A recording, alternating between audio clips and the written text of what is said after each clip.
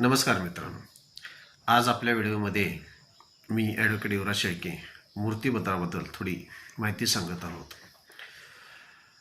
आपण मूर्तिपत्र करत असताना ते मूर्तिपत्र साध्या कागदावर जरी केलं तरीसुद्धा चालते किंवा टायपिंग वगैरे जरी केलं तरीसुद्धा चालते किंवा तुम्ही स्टॅम्प घेऊन स्टॅम्पवर जरी मूर्तिपत्र केलं तरीसुद्धा कायदेशीर त्याला मान्यता आहे.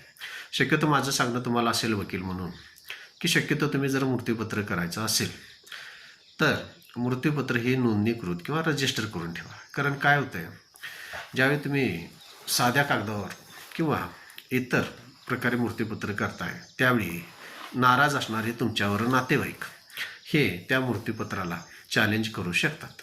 शक्यतो माझ्या माहितीप्रमाणे तुम्ही किंवा कायदेशीर तत्त्वाप्रमाणे तुम्ही काय करा की मूर्तिपत्र करायचं असेल तर मूर्तिपत्र करत असताना त्या मूर्तिपत्रावर तुमचं नाव, पत्ता, सगळी तुमची माहिती,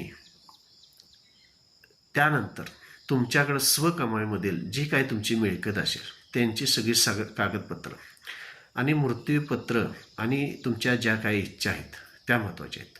तुम्हाला कोणत्या वारसांना का काय तुमच्या मालमत्तेतील हिस्सा द्यावायचा आहे ह्याचे स्पष्टपणे वर्णन असावं किंवा तुमच्या हयातीनंतर त्यामध्ये जर वर्णन व्यवस्थित नसेल तर तुमच्या वारसामध्ये वाद निर्माण होण्याची शक्यता असते. त्यामुळे शक्यतो मूर्तिपत्र करत असताना तुमच्या जवळच्या वकिलांचा सल्ला घेऊनच मूर्तिपत्र करत जावं.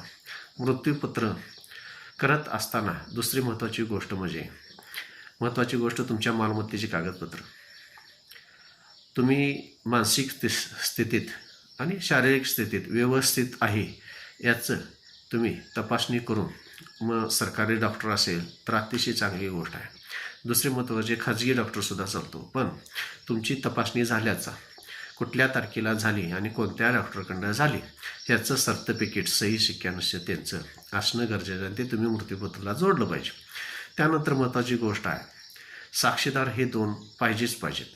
आता हे साक्षीदार घेताना एक काळजी महत्त्वाची घ्या की हे साक्षीदार तुम्ही मूर्तिपत्र करताय तुमच्या वयापेक्षा लहान असावेत, पण ते सज्ञान असावेत. अशा पद्धतीनं 2 साक्षीदार तुम्ही घेऊन मूर्तिपत्र करू शकता. नमस्कार.